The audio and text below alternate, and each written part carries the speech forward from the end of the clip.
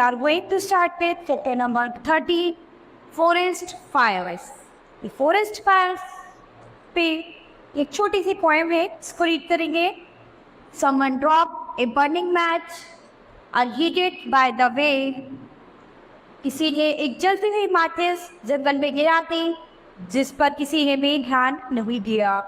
It caught on fire. Some underbrush. Its users did not stay.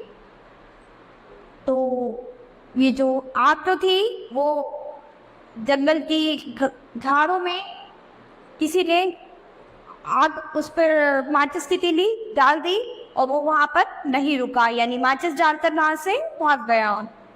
From grass to brush, from brush to tree, so stealthily it ran. तो धीरे धीरे घास के झाड़ों तक और घास के झाड़ों से पेड़ों तक और धीरे धीरे पूरे जंगल में आग लग गई.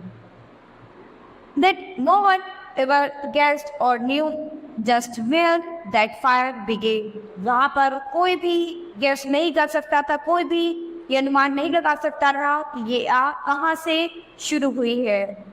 Someone built a campfire and failed to put it out. किसी ने उस आग से अग्निकुंड बना दिया है और उसको बुझाना भूल गया है. A breeze came and quickened the mirrors spread about and so the woods were blazing. और धीरे ही धीरे पूरा जंगल चलते जा रहा है. The fire spread and spread. और आग तो थी वो धीरे ही धीरे फैलती जा रही है और फैलती हुई जा रही है.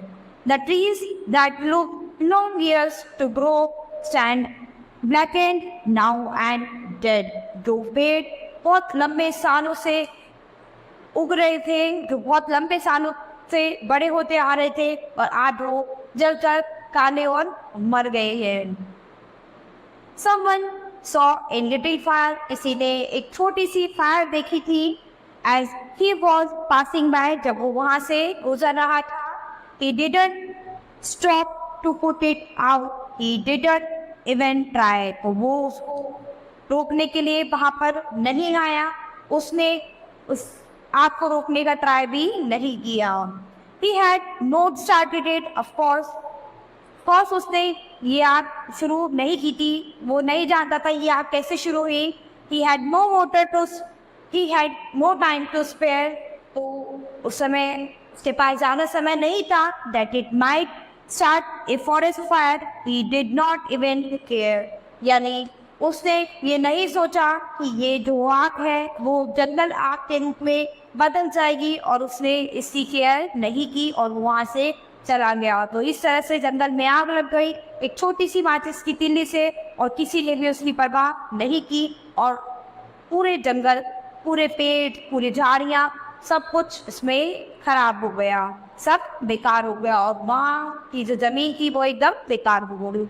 This poem has finished. We'll start with the next chapter in the next class.